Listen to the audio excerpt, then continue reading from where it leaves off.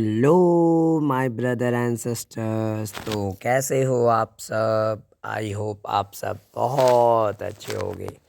और मैं आप लोगों के लिए फिर से एक नई वीडियो लेकर हाजिर हूँ। और हम लोग इस वीडियो में बिस्मिल्लाह खान की जो स्टोरी को देख रहे थे उसके आगे के बचे हुए एक्सप्लेनेशन को देखने वाले, वो भी इजी लैंग्वेज और रियल लाइफ एग्जाम्पल के साथ। तो चलिए स्टार्ट करते हैं। चलिए okay. 5 para. The young boy took to music early in life. देखिए अब यह जो छोटा सा लड़का जो था ना, अपने शुरुआती जीवन में ही उसने क्या किया, म्यूजिक को प्राप्त किया। At the age of 3 when his mother took him to his maternal uncle's house. अब जब उसकी उम्र कितनी थी, 3 साल की, तब उसकी माँ जो थी क्या करती है, उसको उसके मैटरनल अंकल के घर ले गई। मैटरनल अंकल का मतलब मामा जी के घर। ठीक है, तो मामा के पास ले जाती है, और जो कि कहाँ था, बनारस में था, जिसको आज के डेट में हम लोग वाराणसी के नाम से जानते हैं, जहाँ पे आज पता है भगवान शिव का जो है कौन सा टेम्पल है, Vishwanath temple. Bismillah was fascinated watching his uncle practise the shehnai. अब बिस्मिल्लाह जो था वो आकर्षित होता था, क्या करके, वो देखकर उसके अंकल का जो प्रैक्टिस है, क्या करने का, प्रैक्टिस किसको करते थे, उसके अंकल सहनाई को, सहनाई बजाने का प्रैक्टिस करते थे, वो देखकर जो है उस बहुत ज़्यादा आकर्षित होता था। सून बिस्मिल्लाह स्टार्टेड अकम्पनिंग हीज अंकल। और जल्द क्या हुआ, बिस्मिल्लाह जो है वो शुरू कर दिया अपने अंकल का साथ देना, जिनका नाम अली बख्श था। क्या नाम था, अली बख्श। टू द, और वो कहाँ जाता अपने अंकल के साथ, जो है विष्णु टेम्पल जाता था, बनारस का। Where Bakhsh was employed to play the shehnai, जहाँ पे बख्श को जो है एम्प्लॉय की गई थी सहनाई को बजाने के लिए। Ali Bakhsh would play the shehnai and Bismillah would sit captivated for hours on end. और यहाँ पे क्या होता था ना, अब अली बख्श जो थे वो क्या करते, सहनाई बजाया करते, और लेकिन बिस्मिल्लाह जो होते वो क्या करते थे, मंत्र मुग्ध हो जाया करते थे, घंटों से, घंटों के लिए मंत्र मुग्ध हो जाते थे। मंत्र मुग्ध होने का मतलब क्या है, मतलब किसी चीज में खो जाना, फिर आपको कुछ भी आगे पीछे कुछ भी ना दिख रहा हो, कुछ भी सुनाई ना दे रही हो, वो कंडीशन जो है देखने को मिलती है। तो वैसे ही जो है वो क्या हो गए, वहाँ पे मंत्र मुग्ध हो जाया करते थे।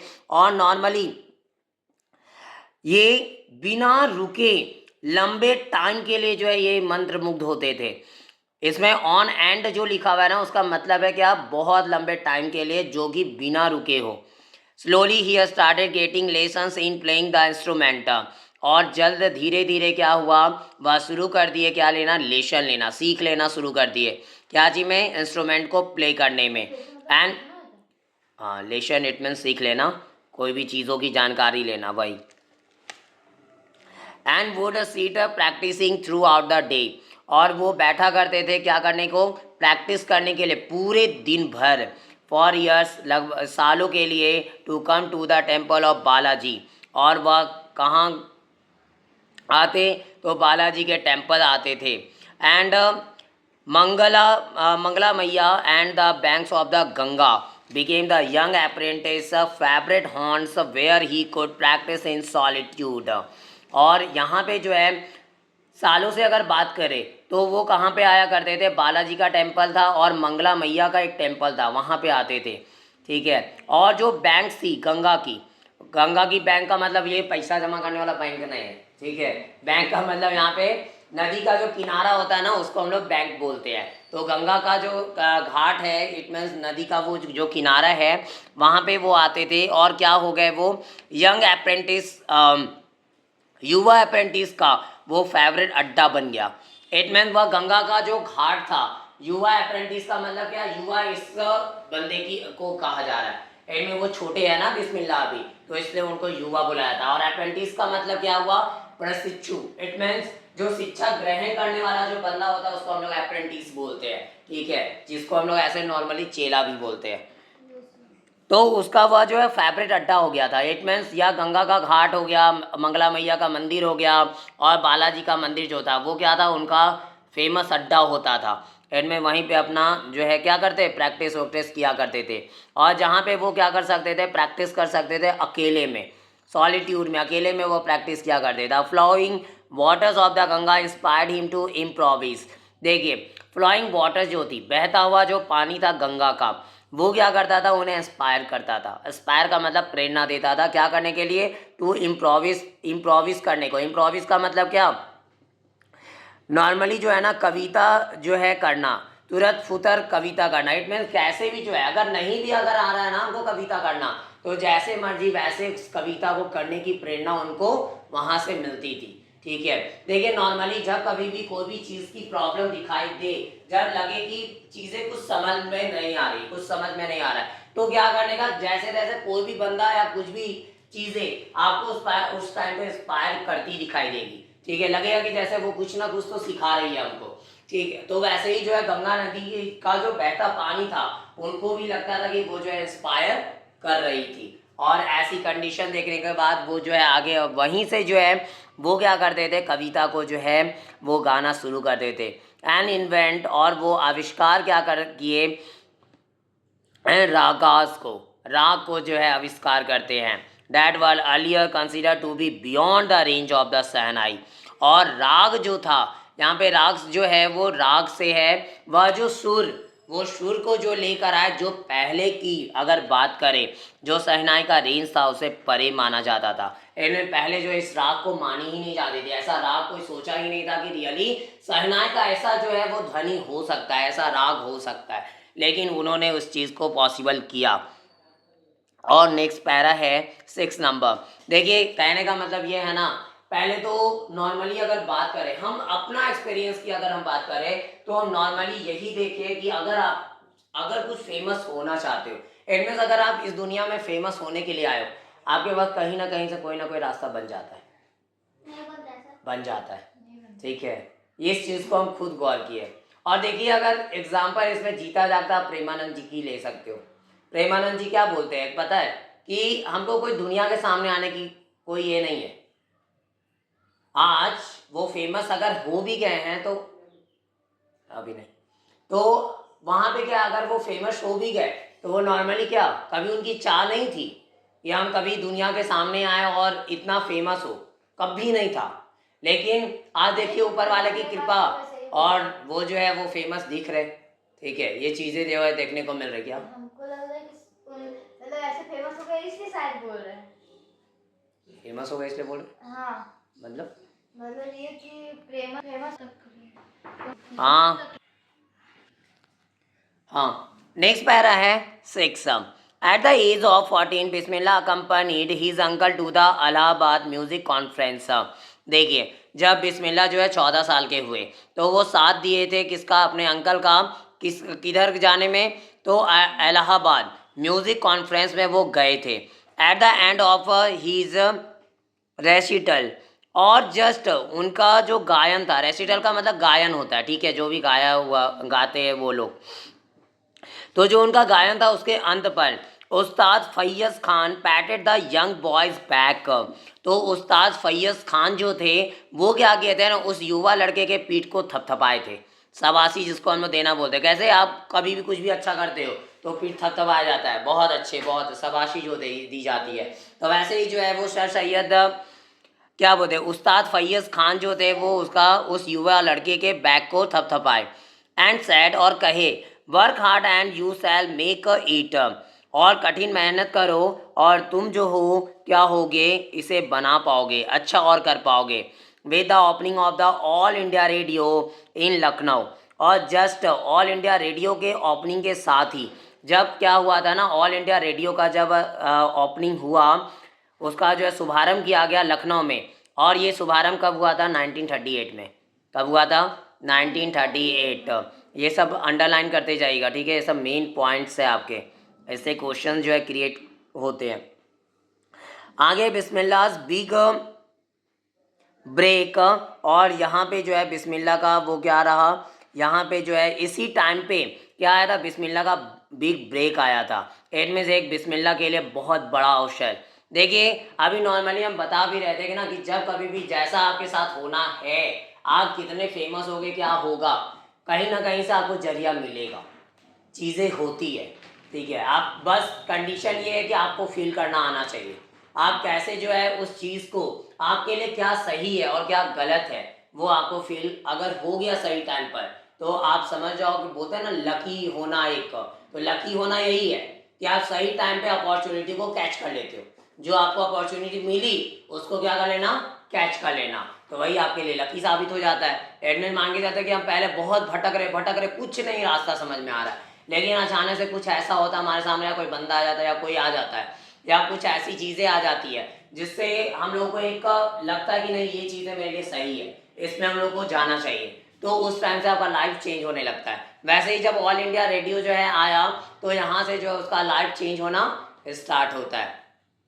वहीं से फेमस होना स्टार्ट। हाँ, he soon became an often heard shehnai player on radio, और वह जल्द क्या हो गए, एक अक्सर सुने जाने वाले शहनाई प्लेयर जो है वो रेडियो पे बन गए। एड में बहुत ज़्यादा यहाँ से आप फेमस होने लगे। अब जो है अक्सर उनको जो है शहनाई प्लेयर जो थे वो उनको अक्सर जो है रेडियो पे सुना जाने लगा लोगों के द्वारा।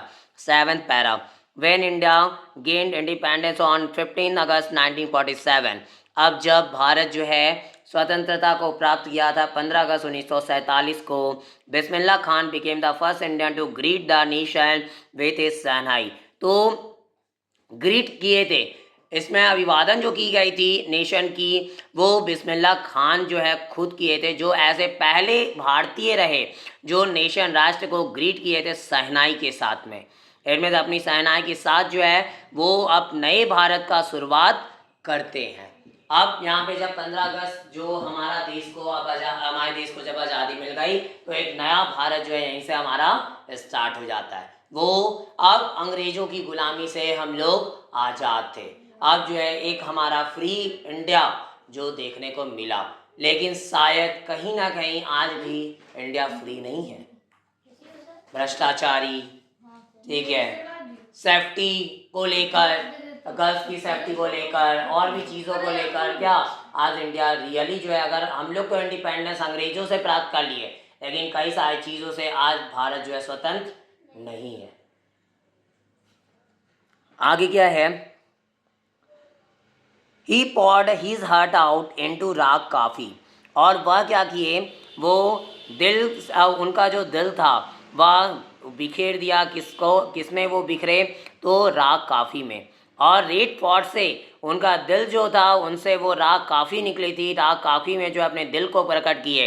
राग काफ़ी क्या होता है ना, राग काफ़ी जो है क्लासिकल म्यूज़िक है, जो इंडिया की क्लासिकल म्यूज़िक है इंडियन लोगों की, और वो जो है एटलीस्ट सुबह और शाम में जो है वो गाई जाती है, वो एक ऐसी क्लासिकल म्यूज़िक होती है राग काफ़ी जिसको हम लोग बोलते हैं। तो वो रेड फोर्ट से जो है वो गाए थे। टू एन क्या, रेड फोर्ट तो लाल किला वो। हाँ, Lal Qila. To an audience which included Pandit Jawaharlal Nehru, और किसके तरफ, तो यहाँ पे एक ऑडियंस थे जो इंक्लूड थे उसमें, क्या, जिनका नाम पंडित जवाहरलाल नेहरू था, जो हमारे भारत के पहले प्रधानमंत्री बने। एक मिनट से एक ऑफ कीजिए ना। who later gave his famous Tryst with Destiny speech, और जो बाद पे क्या दिए थे, अपने famous tryst with destiny speech को दिए थे। देखिए जो जवाहरलाल नेहरू के द्वारा जो पहला स्पीच जो दिया गया था उसको हम लोग ट्राइस्ट विद डेस्टिनी का के नाम से जानते हैं, ठीक है। हाँ बोलिए। हाँ, तो वो जो है शहनाई में क्या रहे, माहिर भी रहे। वो मैस्ट्रो जो एक वर्ड आया, वो उस वर्ड का मतलब ही होता है क्या होना, माहिर होना, किसी चीज़ में जो है बहुत सर्वगुण संपन्न बोलते हैं ना, वो चीज़ें होना। तो वही जो है वो क्या थे, वो शहनाई बजाने में माहिर थे। आगे हम लोग देखते हैं first para. Emperor Aurangzeb banned the playing of a musical instrument called pungi in the royal residence for it had a shrill unpleasant sound. देखिए एम्पायर औरंगजेब जो था, इनमें सम्राट औरंगजेब जो था वो क्या क्या बैन कर दिया, क्या प्ले करना, म्यूजिकल इंस्ट्रूमेंट थी जिसको हम लोग पुंगी के नाम से जानते थे। और ये रॉयल रेसिडेंस जो था, इट मीन राजशाही जो भी आवास होते थे वहाँ पे जो है बजाने के लिए वो बैन कर दिया गया। किस लिए, तो वजह ये रही थी क्योंकि इसमें क्या था, श्रील अनप्लेजेंट साउंड थी, इनमें कर्कश आवाज़, बेकार सी आवाज़ जो है वो इसमें देखने को मिलती थी। इट में इसमें सुनाई जो आवाज़ जो इससे क्रिएट होता था वो आवाज़ जो है वो रियली बहुत ज़्यादा अजीब थी। Pungi became the generic name for reeded noise makers. अब पुंगी जो है ना वह क्या है, वो क्या हुए जेनरिक एक नेम है और किसका फॉर रीडेड नॉइस मेकर्स, जो नॉइस मेकर्स होते हैं जिस किसी से भी आवाज़ जो निकाली जाती जो निकलती है। और रीडेड का मतलब क्या हुआ वैसा wind instrument which have reads like the flute and clarinet. It means readed का मतलब क्या होता है ना वैसे हवादार हवा वाले इंस्ट्रूमेंट होते हैं जिसमें क्या होते हैं रिड्स होती है लाइक जैसे फ्लूट हो गया, क्लैरिनेट है।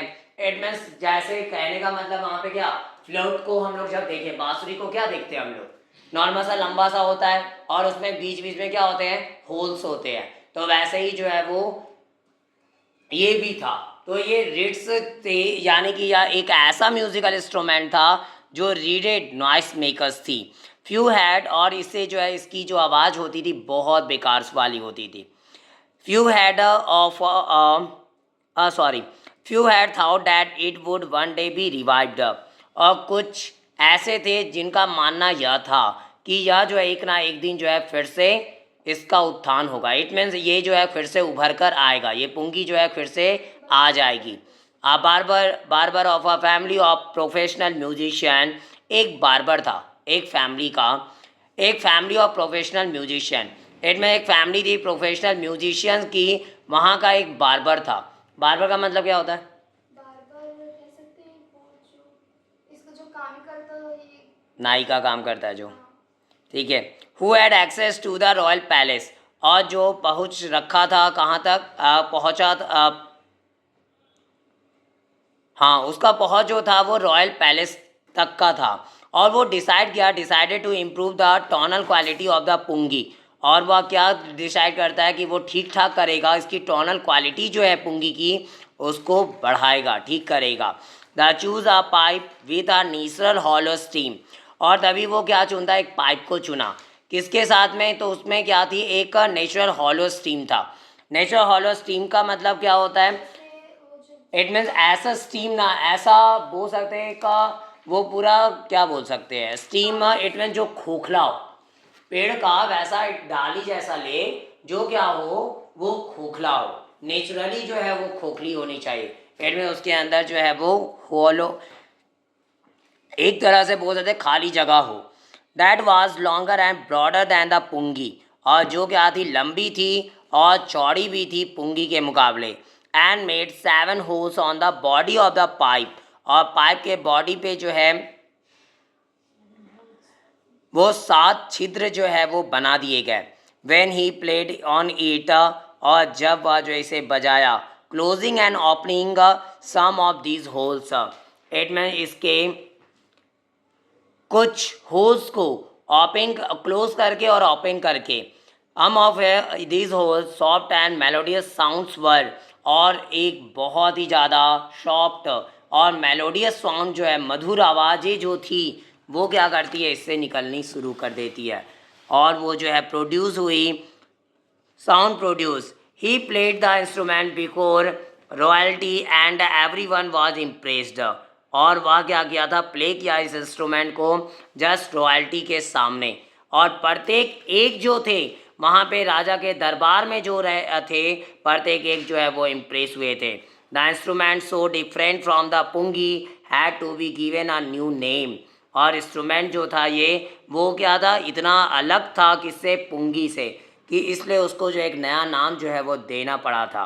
एज द स्टोरी गोज, और जैसा कि ये स्टोरी जो जाती है since it was first played in the सास चैम्बर्स, और यह जो है पहली बार सा के चैम्बर में जो है प्ले की गई थी एंड वॉज प्लेड बाय अ नाई, और इसको प्ले किसके द्वारा किया गया था एक नाई के द्वारा। इट मीन्स इंग्लिश में बोले तो बार्बर के द्वारा, ठीक है जो बाल उल काटता है तो उसके द्वारा जो है वो इस इंस्ट्रूमेंट को प्ले किया गया था। और इसीलिए क्या हुआ the instrument was named the shehnai, और इसलिए जो है इंस्ट्रूमेंट का नाम क्या रख दिया गया सहनाई रख दी गई। और मैं सह का मतलब क्या राजा के दरबार में वो बना था, ठीक है शाह के चैम्बर में शाहजहाँ जो था ना तो शाह के चैम्बर में वो बजाई गई थी इसलिए शाह का सह लिया गया। और बार बार इट मीन्स हिंदी का नाई होता है इसलिए नाई को उसमें जोड़ दिया गया और तब बन गया सहनाई। और ये पुंगी जो थी वो तब्दील किस में हो गई, शहनाई में तब्दील कर दी गई। Second number, the sound of the shehnai begin to be considered auspicious. अब जो आवाज़ जो थी शहनाई की वो शुरू जो होती है वह ऐसा माना जाता है कि वो बहुत ज़्यादा शुभ थी। And for this reason it is still played in temples, और यही वो वजह है कि इसे जो है आज भी हम लोग मंदिरों में बजा रहे होते हैं, बजाते हैं। And is an indispensable component of any north Indian wedding. और फिर इसको जो है नॉर्थ इंडियन जितने भी वेडिंग्स होते हैं उसमें क्या इंटेंसिबल कंपोनेंट, इट में कोई भी जो नॉर्थ इंडियन वेडिंग जो होती है ना उसकी इंडिस्पेंसेबल कंपोनेंट की का बात अगर करें तो क्या मतलब है, इंडिस्पेंसेबल का मतलब है without which a piece of work can not be done. It means जैसे अगर कोई भी बोला जाए ना, एक कोई भी काम के बिना, काम के टुकड़े के बिना किसी चीज़ को किया नहीं जा सकता। इट मीन्स कहने का मतलब क्या कि जैसे हमारे घरों में कई सारे जैसे शादी होती है या कुछ भी होता है तो हम लोग बोलते हैं ना शुभ काम की शुरुआत जो है पूजा के साथ में या कुछ ऐसे रिचुअल के साथ में शुरू की जाए, तो वैसे ही तो वैसी कंडीशन तो यहाँ पे भी वैसा क्या रख दिया गया कि यहाँ पे जब कभी भी शादियाँ होती है तो इसके बिना जो है वो शादी अधूरी है।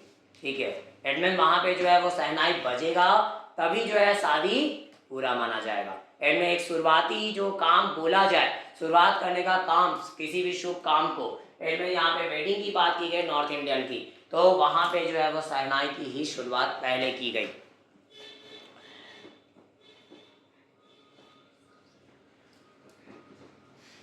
In the past, the Sahnai was part of the Naubat or traditional ensemble of 9 instruments found at royal courts। और जस्ट पास्ट में बीते हुए टाइम पे जो शहनाई जो थी वाज पार्ट ऑफ द नौबत और ट्रेडिशनल इंसेम्बल। और वो पार्ट किसका था, नौबत का, या तो ट्रेडिशनल जो है इंसेम्बल होते हैं। ट्रेडिशनल इंसेम्बल का मतलब पहले तो ट्रेडिशनल का मतलब है परंपरागत, और इंसेम्बल का मतलब इसको जिसको हम लोग क्या प्रोनाउंस किए, ऑनसैम्बल बोलते हैं। लिखते हैं एनसैम्बल लेकिन पढ़ते हैं ऑनसैम्बल। और ये थिंग्स होते हैं, और कौन सी ऐसी कैसी थिंग है, हेयर इंस्ट्रूमेंट्स, और ये क्या है, इंस्ट्रूमेंट को यहाँ पे शो कर रही है, कंसिडर्ड एज अ ग्रुप, और एक ग्रुप को वो शो करती है। इनमें यहाँ पे वो चीज़ को ये शो किया गया है जो एक इंस्ट्रूमेंट के रूप में जो है दिखाई गई।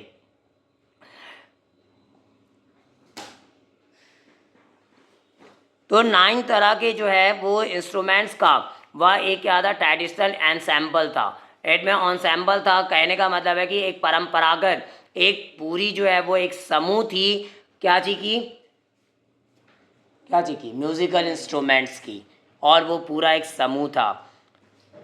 Till recently it was use only in temples and weddings, और अब तक हाल तक जो है इसका यूज जो है किया जाता था किसमें, टेम्पल्स में, वेडिंग्स में।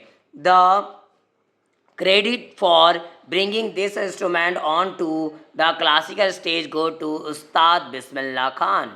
अब यह जो है ये हाल तक की अगर बात की जाए तो वो टेम्पल्स और वेडिंग्स में जो है वो यूज़ की जाती थी, और इसका क्रेडिट जो है इसको लाने के लिए कहाँ पे, इस इंस्ट्रूमेंट को जो है क्लासिकल स्टेज पर लाने के लिए जो है ये लाया, जो कौन, वो बंदा कौन था जिसको हम लोग जो है बोल सकते हैं ना कि वो एक महान ऐसा इंसान जिसको जो है ये स्टेज पे लाने का काम किया, क्लासिकल स्टेज पे, और वो कौन थे, बिस्मिल्लाह खान जी थे। और इसीलिए जो है बिस्मिल्लाह खान इतने शहनाई के लिए वो फेमस हुए, बिकॉज उन्हीं का देन है जिन्होंने इसको क्लासिकल स्टेज पर लाने का प्रयास किया था। और आज तक हम लोग जो है कई सारी जगहों पे आज भी शहनाई की आवाज़ ध्वनि को सुन रहे हैं। Third para, as a 5-year-old Bismillah Khan played gilli danda near a pond in the ancient state of Dumraon in Bihar. और जस्ट 5 साल की उम्र जब थी बिस्मिल्लाह खान की, वो क्या प्ले करते थे, गिल्ली डंडा खेलते थे। यस, गिल्ली डंडा जो है ना, नॉर्मली अब तो ये सब खेल बहुत पुराने हो गए, हाँ, लेकिन ये खेल जो ऐसे खेल रहे हैं, जो पहले के टाइम पे बच्चे जो होते थे वो उल्टे सीधे गेम में, या मोबाइल तो पहले होती नहीं थी, तो ये सब गेम से ही खेला करते थे। बच्चे जो है पहले के टाइम पे क्या बाहर ज़्यादा होते थे, ठीक है, फील्ड में अगर कुछ टाइम नहीं, कुछ काम धाम नहीं है, कुछ भी नहीं है, तो वो क्या करते थे, फील्ड में निकल जाते थे और वहाँ पे जाकर या खुली जगहों पे जाकर और वो खेला करते थे और डिफरेंट टाइप्स के गेम्स को जो है वो खेला करते थे। वैसे ही जो है यहाँ पे वो गिल्ली डंडा जो है 5 साल की उम्र में खेलते थे। कहाँ पे? Near a pond in the ancient estate. एक पुराना एक एस्टेट था डुमराव का, डुमराव का एक वही राज्य ये सब रहा, एक साइड एरिया जस्ट पुराना जो स्टेट था डुमराव का, कहाँ पे? बिहार में। उसी में वहाँ पे एक तालाब के पास में वह गिल्ली डंडा खेला करते। He would regularly go to the nearby Bihari ji temple. और वह कहाँ जाया करते? लगभग रेगुलरली उनका जाना कहाँ होता था? जस्ट पास का एक बिहारी जी टेम्पल था, बिहारी जी का temple, to sing the Bhojpuri chaita. और क्या गाने के लिए वो जाते थे? तो भोजपुरी चैता को गाने के लिए जाते थे। भोजपुरी में कोई चैता होती है, ठीक है, वो एक तरह की गाने होते हैं, उसको जो है वो गाने के लिए जाया करते। At the end which he would earn a big laddu weighing 1.25 kg, इनमें 1 kg 250 ग्राम। और अंत पर क्या हुआ, जो जिसके अंत पर वह क्या कमाते, तो अर्न करते थे, एक बड़ा सा लड्डू जो है उनको मिलता, जो कि उसका वजन लगभग क्या होता? 1.25। 1 kg 250 ग्राम। इट में लगभग बोल सकते हैं 1 किलो जो है 250 ग्राम, ठीक है। बड़ा लड्डू मिलता था सर। हाँ, इतना बड़ा लड्डू उसको उनको मिलता था। केक कैसे? आगे, a prize given by the local Maharaj. और ये प्राइज जो दी जाती थी किसके द्वारा? लोकल महाराज के द्वारा, क्योंकि वो बहुत अच्छा जो है शहनाई को प्ले कर लिया करते थे। This happened 80 years ago. और यह हुआ कब था? लगभग 80 साल पहले। And the little boy has travel far to earn the highest civilian award in India. और यह जो है यह छोटा सा लड़का जो यात्रा किया था फार टू अर्न, बहुत दूर का यात्रा किया, क्या का अर्न करने के लिए? जो भी हाईएस्ट सिविलियन अवार्ड जो है हमारी, ठीक है, हमारी जो से हाईएस्ट सिविलियन अवार्ड जो है भारत में, द भारत रत्न। भारत रत्न जो है ना सबसे हाईएस्ट अवार्ड माना जाता है भारत का। और जिस भी बंदे को भारत रत्न से सम्मानित किया जाता है उसको कई सारी जगहों पर बहुत सारी छूट मिलती है, ठीक है, कोई पैसा ही नहीं लगता। समझ में आ गया? भारत रत्न जिस भी इंसान को मिलती है उस इंसान के लिए इस देश के अंदर कहीं पे भी बहुत चीज़ों की उसको छूट दी जाती है। जब आप डीपली आप देखोगे भारत रत्न के बारे में जो इंसान प्राप्त करता है तो आपको पता चलेगा। वैसे हम कोशिश करेंगे नेक्स्ट वीडियो में बताने का। आगे, and the little boy has traveled far to earn the highest civilian award in India, the Bharat Ratna. Born or next para आता है 4th, born on 21st March 1916, Bismillah belongs to a well-known family of musicians from Bihar. देखिए, इनका जन्म जो है 21 मार्च 1916 ईस्वी में हुआ था। और बिस्मिल्लाह जो है बिलोंग किससे करते थे? एक बहुत ही जाने माने फैमिली थी म्यूजिशियन की, जो बिहार से आया करते थे, इट में बिहार के रहने वाले थे। हिज ग्रैंडफादर रसूल बख्श खान, और उनके जो ग्रैंडफादर थे जिनका नाम रसूल बख्श खान था, वह the shehnai Nawaz of the Bhojpur Kings court. और जो कौन थे? शहनाई नवाज थे, भोजपुर किंग के मतलब राजा का जो कोर्ट था, भोजपुर के राजा का जो कोर्ट था वहाँ के। हिज फादर पैगंबर बख्श, और उसके पिताजी जो कि जिनका नाम पैगंबर बख्श था,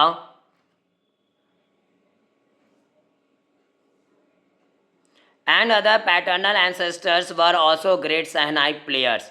और भी दूसरे जो है पैटर्नल एंसेस्टर्स रहे उनके। पैटर्नल एंसेस्टर का मतलब क्या हुआ? पहले तो पैटर्नल का मतलब क्या है?